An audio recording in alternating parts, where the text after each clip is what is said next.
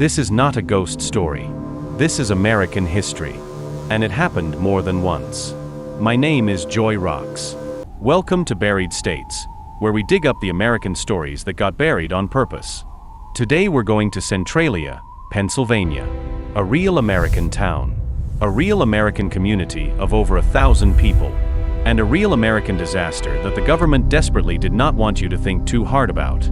Stay with me, because this story gets stranger the deeper we go. All right, let's just jump right into this explainer. We're launching a full-on investigative documentary report today into an American community of over 1,000 people that literally just disappeared. It left behind this incredibly profound mystery that we're going to unpack right now. Get ready, because we're looking closely at a staggering case of institutional failure and a massive lack of government accountability. Okay, picture this eerie reality for a second. Imagine waking up one morning and your entire town is just gone. And I'm not talking about a natural disaster. No floods, no bombs, nothing like that. Just total silence. Empty houses with warm meals literally left sitting on kitchen tables, and cracked roads breathing out this thick, sulfurous smoke. Sounds like a sci-fi movie, right? But no, this is real, actual American history. Which, brings us to the core question of our whole investigation today. How does a place with generations of history, a thriving community with incredibly deep roots, simply get erased from the map? To figure that out, we have to rewind the clock and look at the absolute bedrock of this community, Centralia, Pennsylvania. That brings us to Section 1, America's reliance on coal. To truly get why Centralia was destroyed, we've got to understand what built it in the first place during that massive mid-1800s coal boom. And this really perfectly illustrates how absolutely vital this town was. Centralia was sitting right on top of some of the richest coal seams ever discovered in North America. Their anthracite coal was the literal engine of early 20th century American progress. We're talking powering the Industrial Revolution, feeding steel mills, running the railroads, and heating homes all across the country. So naturally, generations of hardworking immigrant families from Wales, Ireland, and Eastern Europe flocked here. They built 7 churches, schools, and this fiercely proud, tight-knit working-class community, all entirely centered around this massive industrial reliance on coal. But in stark contrast to that bustling history of over 1,000 residents, do you know what the official population of Centralia is today? According to recent census data, it's just 5 people. Literally 5. So what on earth triggered this massive collapse? Let's get into Section 2, the Underground Inferno. The turning point here is figuring out what sparked this disaster, starting with what seemed like a totally routine, harmless Borough Council decision on Memorial Day weekend, May 27, 1962. The sheer mechanics of what happened next are just mind-blowing. The town council authorized a controlled burn of a local landfill. Standard practice, right? Except this landfill was sitting in an old strip mine pit. The fire ended up igniting an exposed vein of anthracite coal deep underground. And here's the terrifying thing about anthracite. Once it catches fire beneath the earth, it's virtually impossible to put out. It doesn't even need oxygen from the surface. It literally creates its own atmosphere and can burn for centuries. Now, for the first few years, residents barely even noticed. Maybe some odd smells here and there, or patches of ground that felt kind of warm under your shoes. The government was told about it, and sure, they tried to fix it. They dug trenches, they pumped in water, injected foam, but absolutely none of it worked. The fire just kept creeping underneath their homes, completely and totally out of control. Moving on to Section 3, Timeline of Institutional Failure.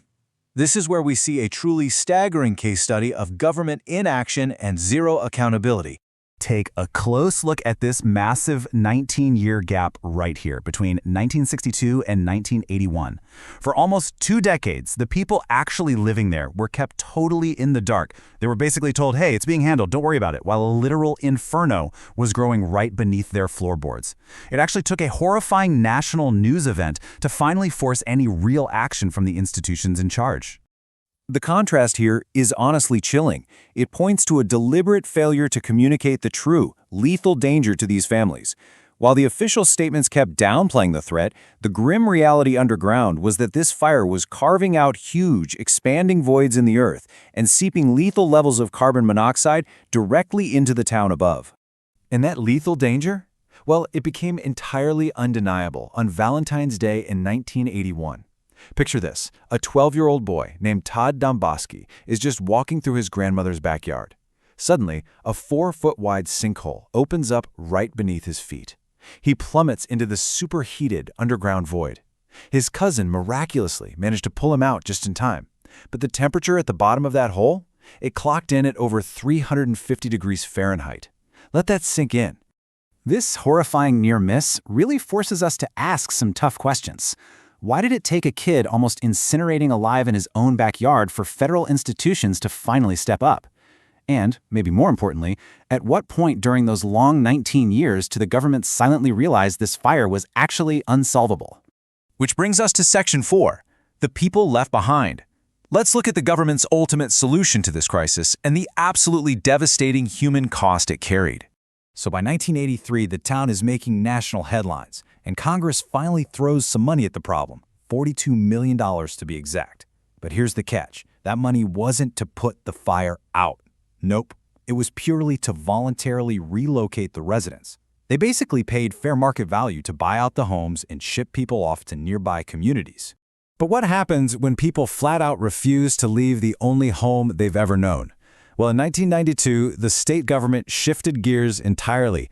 They brought down the hammer and condemned all the remaining properties under eminent domain, legally forcing out the families who had stayed behind. And just to make it incredibly final, the U.S. Postal Service officially revoked the town's zip code, 17927. Centralia was, quite literally, erased from the map. You know, the words of residents like John Lokitis Jr. really humanize those grim statistics for us. A tiny handful of people actually fought those condemnations in court because they desperately wanted to stay. Why? Because their entire heritage was anchored there. The hillside cemetery where their grandparents are buried, the last standing church, it's all there. For them, despite the smoke and the cracked, dangerous roads, it was simply home. And the saddest part is, Centralia isn't just some freak isolated incident. All across the country, communities have been displaced and forgotten thanks to industrial failures and government decisions.